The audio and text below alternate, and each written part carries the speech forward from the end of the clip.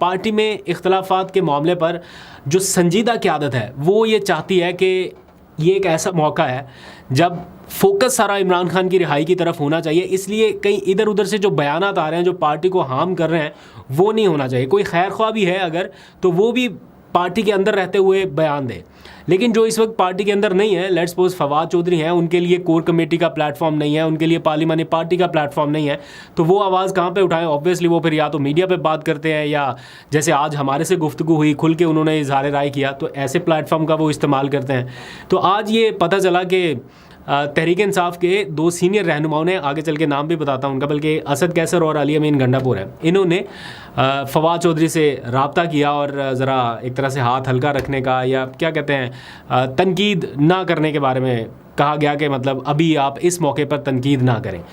तो आज फवाद चौधरी से मुलाकात हुई, काफ़ी सवालात पूछे इस हवाले से भी और भी सारे मामलात के हवाले से भी। आपके पास क्या रोड मैप है? आप अगर पार्टी में होते तो आपको क्या लगता है कि कैसे आप पार्टी को इस सारे मामलात से निकाल सकते थे? तो क्या तजावीज़ हैं, क्या राय है आपके पास? तो वो सारी उन्होंने बताई, कुछ आपके लिए हैरानकुन भी होगी, पता नहीं वो काबिल अमल है या नहीं, लेकिन उनकी नज़र में वो ये कहते हैं कि पहले तो उन्होंने वो असद कैसर और अली अमीन गंडापुर के बारे में बताया कि उन्होंने मेरे से रब्ता किया और तनकीद ना करने का कहा है, लेकिन ऐसे खामोश रहने से इमरान खान की रिहाई मुमकिन नहीं है। उनकी रिहाई के लिए कोई ना कोई सियासी हल निकालना होगा। फिर वो ये कहते हैं कि मैंने जेल से निकलकर असद कैसर से फ़ोन पे बात की और उन्हें ये कहा कि मौलाना फजलुर रहमान से रब्ता करके एक मजबूत अलाइंस बनाना चाहिए, और इन हालात में 4 जमातें ऐसी हैं जिनका अलाइंस होना बड़ा ज़रूरी है। तहरीक इंसाफ, JUI, जमात इस्लामी और GDA, इनको इकट्ठा होना पड़ेगा। बल्कि फिर उन्होंने एक और तजवीज़ भी दी, आप अपनी राय उस तजवीज़ पर ज़रूर दीजिएगा। वो कहते हैं कि PTI को ये चाहिए कि खैबर पख्तूनख्वा में जो स्पीकर का ओहदा है वो JUI को दे दें, और कौमी असम्बली में जो पब्लिक अकाउंट्स कमेटी का चेयरमैनशिप का ओहदा है जो शेख वकास अकरम के पास जा रहा है एक तरह से, वो भी JUI को दे दें। तो शेख वकास अकरम वाले मामले पर हो सकता है डिफरेंट हो, लेकिन स्पीकर वाला जो ओहदा है वो तो एक बड़ा पावरफुल ओहदा है। मतलब उसके बगैर तो ऐवान चलाना ना चलाना ये तो अपना वो कह लें कि सारा कुछ ही किसी और के हवाले कर देने वाली बात है। तो मुझे लगता है कि स्पीकर के अलावा कोई और ओहदा हो तो बेहतर है, लेकिन आप अपनी ओपिनियन ज़रूर दीजिएगा। फिर वो कहते हैं कि जेल में बैठे बानी PTI इमरान खान को बेहतरीन मशवरा और मुस्तनद मालूमात चाहिए कि बाहर क्या हो रहा है और क्या करना चाहिए, लेकिन जो मौजूदा क़यादत है वो इमरान खान तक ना ऐसे मशवरे पहुंचा रही है और ना ही उन्हें सही मालूमात दे रही है।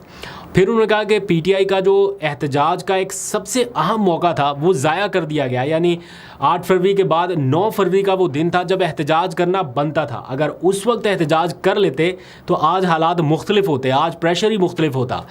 फिर वो कहते हैं कि इसके बाद एक इतना अहम मौका आया, लियाकत चट्टा ने जो बयान दिया, पूरी पार्टी को उसके पीछे खड़े हो जाना चाहिए था, लेकिन उस मामले को भी सही से टैकल नहीं किया गया और फिर अब उसका भी कोई पता नहीं है।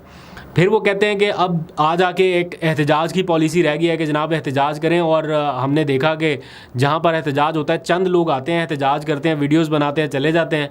वकला जो हैं वो अपनी बेल करा लेते हैं, अगले दिन प्री अरेस्ट बेल करा लेते हैं, और बाकी जो कारकुनान हैं वो फंस जाते हैं। तो खैर ये उनकी बात, इस बात में तो कहीं ना कहीं वज़न है कि हमने देखा कि अब एहतजाज भी बस 20-25 लोगों का होता है जिसके बारे में किसी को पता भी नहीं होता कि कहाँ पे होना है।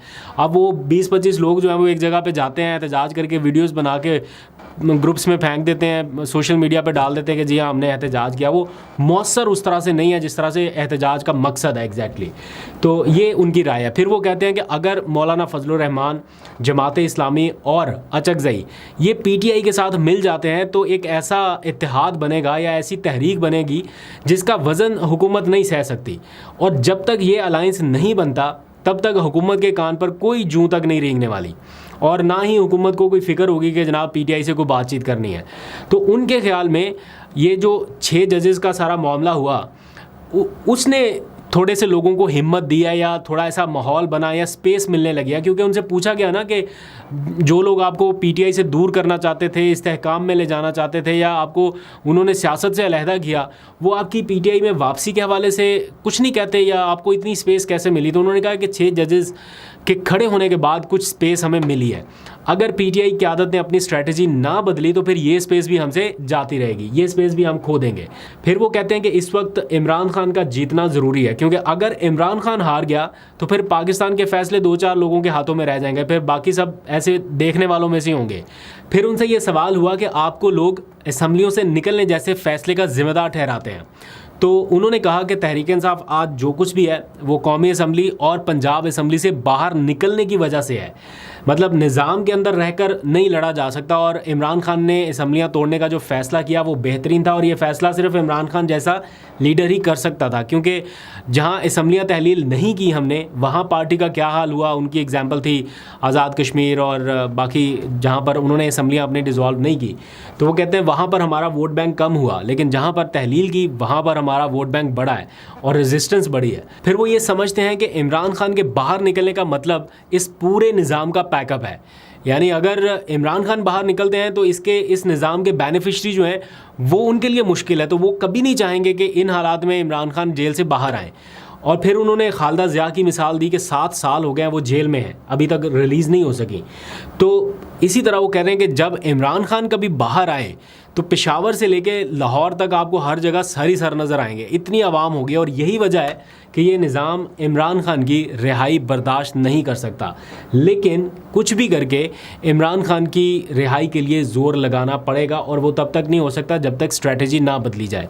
वो कहते हैं कि मैंने पार्टी के लोगों को मशवरा दिया था कि खैबर पख्तूनख्वा के जितने MPs हैं वो सेनेट और कौमी असम्बली के बाहर आके बैठें, एहतजाज करें। और इसी तरह जो पख्तूनख्वा के अरकान असम्बली हैं, अगर उन्होंने कैंप लगाया होता तो उसका भी असर हो जाना था। तो आप इन तमाम तजावीज़ से किस हद तक मुतमिन हैं, ज़रा ज़रूर बताइएगा।